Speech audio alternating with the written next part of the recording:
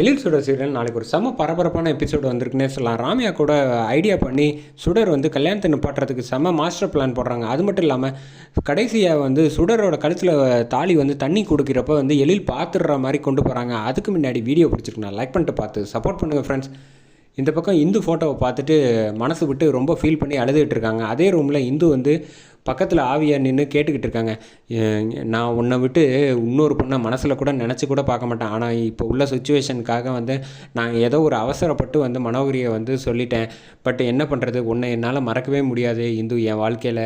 அதை நான் எப்படி சமாளிக்க போகிறேன்னே தெரியல அப்படின்னு யோசிச்சுக்கிட்டு இருக்கப்ப இந்து வந்து புரிஞ்சுக்கிறாங்க, நம்ம மேலே இவ்வளோ பாசத்தோடு இருக்காங்க, என்ன பண்ணுறது, அவளும் நம்ம ஹஸ்பண்டோட மானத்தை காப்பாற்றுறதுக்காக தானே இப்படி செஞ்சா அப்படின்னு யோசிக்கிறப்ப வந்து வெளியில் வந்து எழில் பேசிகிட்டு இருக்க எல்லா விஷயத்தையும் வந்து சுடர் வந்து கேட்குறாங்க. ஆக மொத்தத்தில் நம்ம சாருக்கு வந்து மனோகரியை கல்யாணம் பண்ணிக்கிறதுல துளி கூட விருப்பம் இல்லை. அவர் மனசு பூரா வந்து இந்து தான் இருக்காங்க.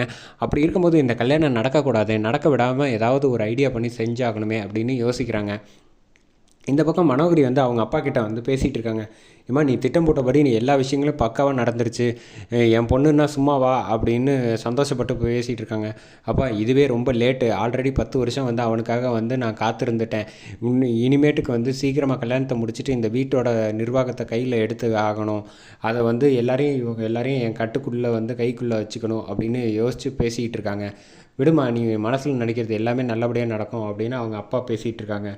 கீழே வந்து கரெக்டாக வந்து கனகொலி பாட்டி வந்து ரொம்ப சோகமாக டயர்டாக உட்காந்துருக்கப்ப சோபாவில் வந்து ராமியா வந்து பேசுகிறாங்க. ஏம்மா, எழில் சார் இப்படி ஒரு முடிவு எடுத்திருக்காரு, அது எனக்கு என்னமோ மனோகரி வந்து கல்யாணம் பண்ணால் சரியாக வராது அப்படின்னு சொன்னோன்னே, ஏன் அவளும் நம்ம வீட்டு பொண்ணு தானே அப்படின்னு பாட்டி வந்து மனோகரிக்கு சப்போர்ட் பண்ணுறப்ப வந்து அவங்க 2 பேரும் சின்ன வயசுலேருந்தே ஃப்ரெண்டு, அப்புறம் என்ன பிரச்சனை அப்படின்னு சொல்கிறப்ப சரி அவங்கக்கிட்ட வந்து எதுவும் நீங்கள் சொன்னால் சரியாக இருக்கும் அப்படின்னு சொல்லிட்டு வெளியில் வந்துடுறாங்க. வந்தோடனே வந்து சுடர் வந்து ராமியா கிட்ட வந்து, என்ன ராமியா ரொம்ப டல்லாக யோசிச்சுக்கிட்டு இருக்கீங்க அப்படின்னு சொல்கிறப்ப, ஒன்றும் இல்லையே, நான் சொல்லட்டுமா, எழில் சார் வந்து மனோகரியை கல்யாணம் பண்ணிக்கிறது உங்களுக்கு பிடிக்கல கரெக்டா? ஆமாம், எனக்கும் தான் பிடிக்கல அப்படின்னு சொன்னோன்னா, பிடிக்கலன்னா ஒன்றும் பிரச்சனை இல்லை, கல்யாணத்தை நிப்பாட்டிடுவோம், உன்னால் முடியுமா அப்படின்னோன்னே, என்கிட்ட அதுக்கு ஒரு சூப்பரான திட்டம் இருக்குது, ஆனால் அதுக்கு உங்களோட உதவி வேணும் அப்படின்னு சொன்னோன்னே, நிச்சயமாக உதவி நான் பண்ணுறேன் அப்படின்னு சொல்லிட்டு சொல்கிறாப்புல. இந்து வந்து கல்யாணம் பண்ணதுக்கப்புறம் எழில் சார் வந்து அவ்வளோ சந்தோஷமாக இருந்தாங்க. எப்போ இந்த மனோகரி வந்தாலோ அவ்வளோ அதுக்கப்புறமேட்டு தான் வீட்டில் 1000 பிரச்சனை நடக்க ஆரம்பிச்சிச்சு. அதுக்கப்புறம் அவங்களே இல்லாமல் ஆயிட்டாங்க. எனக்கு என்னமோ சரியாகவே படலை, குழந்தைங்களுக்கு அம்மாவாலாம் இருக்கிறதுக்கு வந்து என் மனோகரியால் இருக்க முடியாது, அது எனக்கும் தெரியும், குழந்தைங்களுக்கும் பிடிக்காது அப்படின்னு சொல்லிட்டு இந்த பக்கம் பசங்க ரூமுக்கு போகிறாங்க. ரூமுக்கு போனப்போ பார்த்தா யாருமே வந்து குட்டீஸ் எல்லாம் வந்து பேசிகிட்டு இருக்காங்க. என்னால் நினச்சி கூட பார்க்க முடியல, மனோகரியை ஆன்ட்டியாக கூட ஏற்றுக்க முடியாது, இதில் வந்து அம்மாவை ஏற்றுக்க முடியுமா, ஒரு வார்த்தை கூட அந்த சொல்லாத, எனக்கு கோவம் வருது அபி வந்து சொன்னோன்னு. சுடர் ரூமுக்கு வராங்க. வந்தோடனே என்ன எல்லோரும் சோகமாக இருக்கீங்க அப்படின்னப்ப, ஏன் உனக்கு விஷயம் தெரியாதா, ஏன் ஆக மொத்தத்தில் உங்களுக்கு வந்து உங்கள் அப்பா கல்யாணம் பண்ணுறது பிடிக்கல அப்படி தானே அப்படின்னா, ஆமாம், அதுவும் குறிப்பாக வந்து இந்த மனோகரியை என்னால் ஏற்றுக்கவே முடியாது அப்படின்றோன்னே, ஒன்றும் பிரச்சனை இல்லை, இந்த கல்யாணத்தை நிப்பாட்டிடலாம் அப்படின்னு சொன்னோன்னா அபி வந்து கிட்டக்க வராங்க.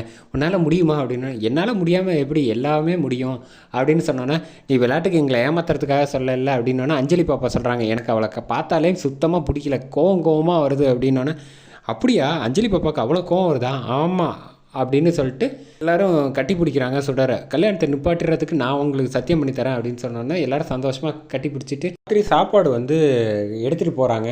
அந்த சமயத்தில் சாப்பாடு வந்து செல்வி இப்போ கையில் பார்த்தோன்னே, ஏன் சார் சாப்பிடலையா அப்படின்னோடனே, சரி சாப்பிடலை அப்படின்னு சொல்லிட்டு அந்த சாப்பாடு வந்து எடுத்துகிட்டு போகலான்னு சுடர் வந்து ரூமுக்கு போகிறாங்க. அதுக்கு முன்னாடி ஒரு சின்னதாக ஃப்ளாஷ்பேக் வந்து நம்ம இந்துவுக்கு வீட்டுக்கு வந்துடுறாங்க. வந்தோன்னா வந்து சுடர் வந்து கண்ணாப்புனான்னு கோவத்தில் திட்டுறாங்க. எப்படி தான் இந்த எழில் சார் இப்படி ஒத்துக்கிட்டாரோ எனக்கு தெரியல அப்படின்னோடனே, ஏன் மனோகரி சின்ன வயசுலேருந்து அவர் ஃப்ரெண்டு தானேன்னு இந்து சப்போர்ட் பண்ணேன்.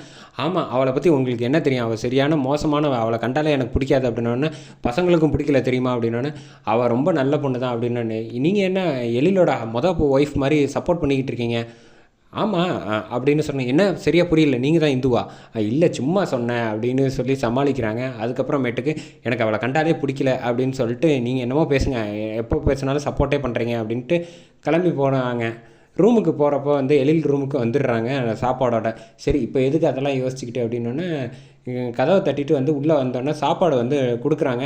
நீ எதுக்கு சாப்பாடு தான் வேணான்னு சொன்னல, நீ குழந்தைங்களுக்கு தானே வந்து பார்த்துக்கணும், என்னையும் சேர்த்து பார்த்துக்கிற அப்படின்னு சொன்னோன்னே, அதெல்லாம் கிடையாது, உங்களுக்கு உடம்பு நல்லா இருக்கணும்னா சாப்பிடணும் டயத்துக்கு, இந்தாங்க சாப்பிட்டீங்கன்னா நான் போயிடுவேன், இல்லைன்னா போக மாட்டேன், மாப்பிள்ளை சார் அப்படின்னு சொல்லி கிண்டல் பண்ண ஆரம்பிச்சிடுறாங்க. என்னைய மாப்பிள்ளை சாருங்கிற? அப்புறம் ஆமாம் கல்யாணம் புதுசாக பண்ண போகிறீங்களா, அதனால தான் மாப்பிள்ளை சார், இப்போ உனக்கு என்ன வேணும் சாப்பிடணும் அவ்வளோதானே சொல்லிட்டு சாப்பிட ஆரம்பிக்கிறாங்க. பக்கத்தில் இந்து ஃபோட்டோ இருக்குது, ஆனால் வந்து இன்னும் கவனிக்கலை. சரின்னு எழிலுக்கு வந்து வேக வேகமாக சாப்பிட்டோன்னா புறையேறணுன்னு தண்ணி எடுத்து கொடுக்கலான்ட்டு கீழே குளிக்கிறாங்க. குனிஞ்சோன்னா தாலி வந்து வெளியில் வருது. வெளியில் வந்தோன்னே பார்த்து அதிர்ச்சி ஆகிறாங்க. எழில் வந்து தலையை தட்டிட்டு இப்படி நிமிடுறாங்க. அதோட எபிசோடு பார்க்குற மாதிரி காட்டி முடிக்கிறாங்க. வெயிட் பண்ணி பார்ப்போம்.